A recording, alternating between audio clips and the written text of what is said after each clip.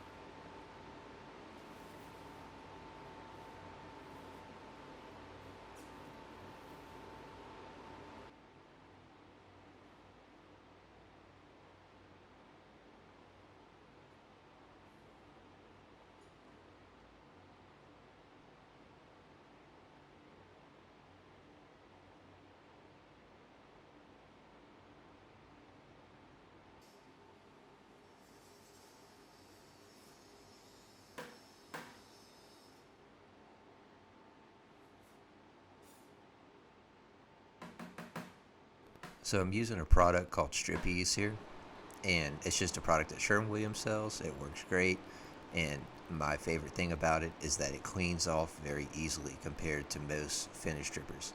It's a very thin product. It makes it a little bit more challenging for those vertical surfaces, but the ease at which it is just to remove the finish stripper after it's done working just is worth it to me. And yeah, I just do that, and then I'll take a Scotch Brite and a little bit of a lacquer thinner, and I'll just clean it off. I'll get the gloves and the respirator on and everything, and just clean everything off.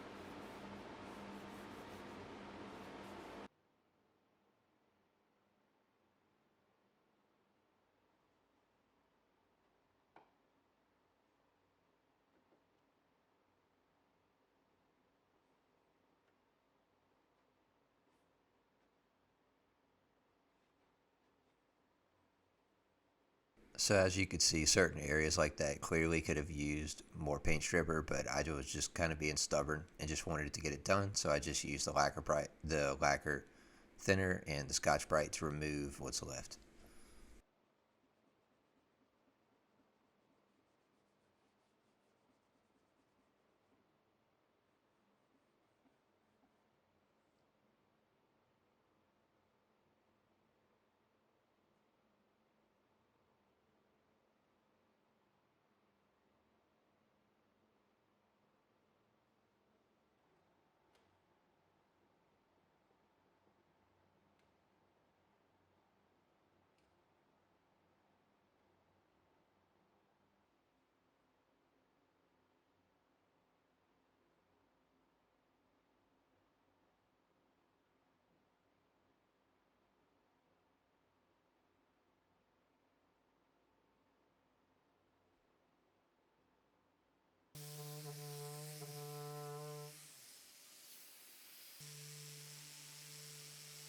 I just sanded everything with my surf prep and a fine pad, which is like 180 to 220 grit.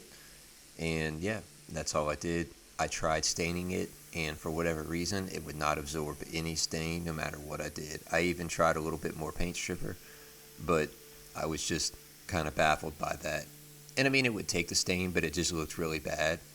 So I decided that, you know what, this is for my house, and I wanted it to match another piece I had that was the color New York State of Mind by Benjamin Moore. So I just chose to lacquer it that same color.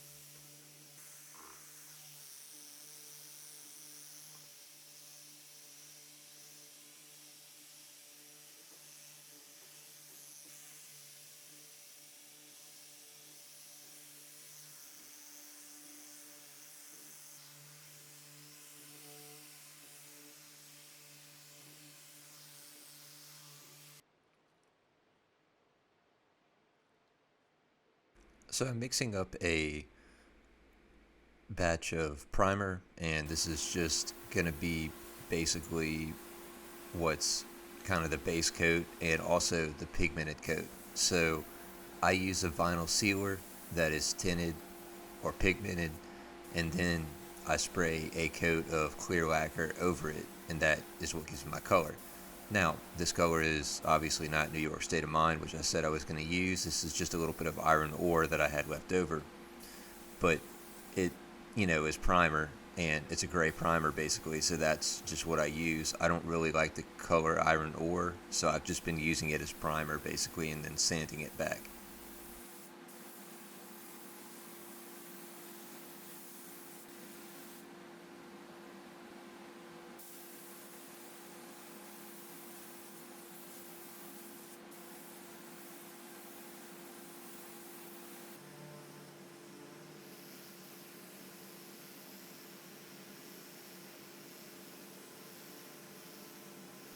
So I'm sanding that first coat of vinyl sealer back, and typically what I do is I sand my first coat of vinyl sealer all the way back to basically where everything is flat, and I use a firm pad for the surf prep, and then I use like the foam kind of squishy pads for the curved surfaces like these, and I still using a 220 pad for the most part, and then with subsequent coats and coats of clear coat, I'll use very fine.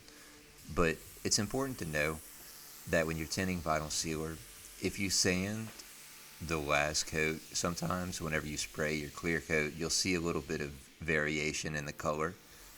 So usually I like to make sure that my last coat of vinyl sealer that's going to be my color coat is thinned correctly and everything looks great, because I won't sand that coat actually. I'll just move straight into spraying my lacquer.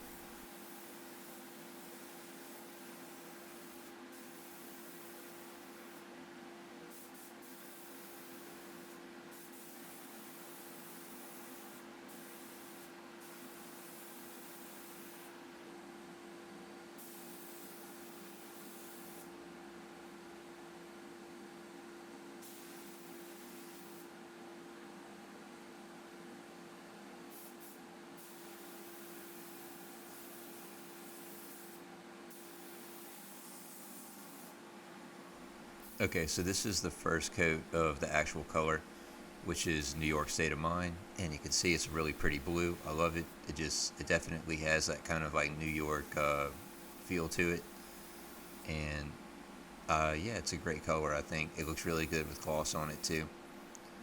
It's a deep base in the Mohawk vinyl sealer. Well, I guess that would technically be just a clear base. So they use a clear base and they add the colorant to it, and then I'll spray an 80 sheen lacquer over all of this.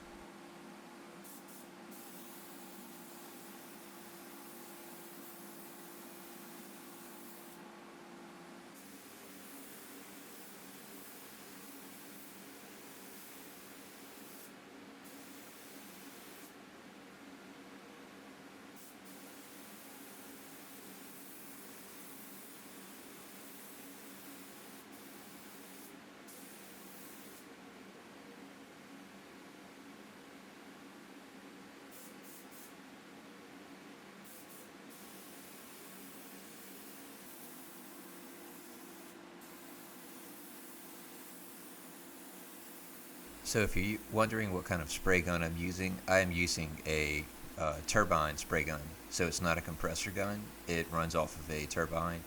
And I'm using the Graco Edge 2 gun with it, and I'm using a Graco turbine. It's a 9.5, so it's a 5 stage turbine. And yeah, they cost about $3,000 probably with everything. And it's a pretty good deal. I like the sprayer a lot. It sprays lacquer very well. Not the best with water-based coatings, but it does handle lacquer very well.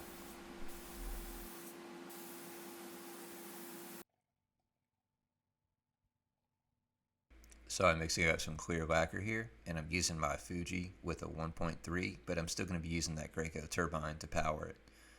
And I just added 30%, 15% lacquer thinner, and then 15% blush retarder for a total of thinning it about 30%.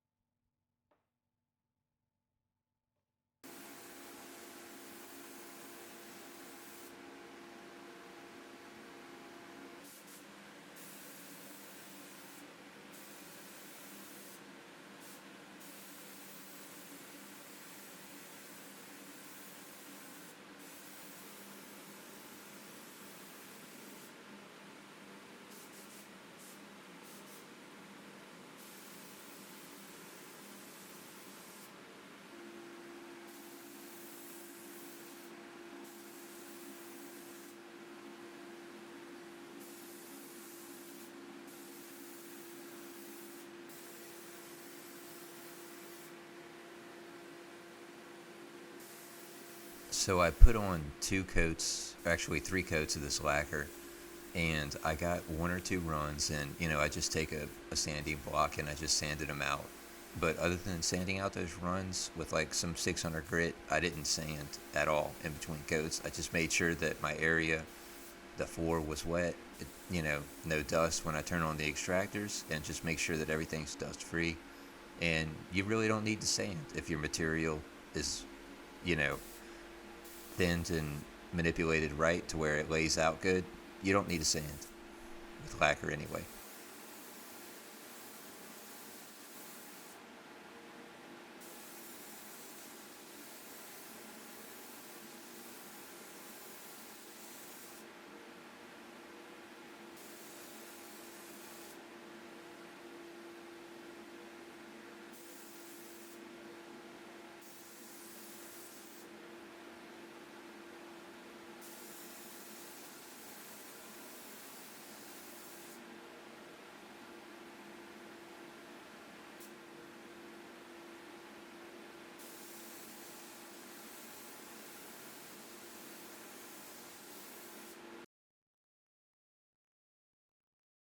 So these are the original hardware before and after I used a brass wheel on them, and I don't have a bench grinder. So this is really dangerous and I wouldn't advise doing it, but I got to show you how I do clean my hardware.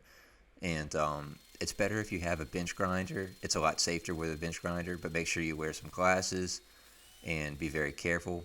And if you have a vise you can put the hardware in, that works a lot better too. But I'm kind of in the process of rearranging things right now, so I don't have one.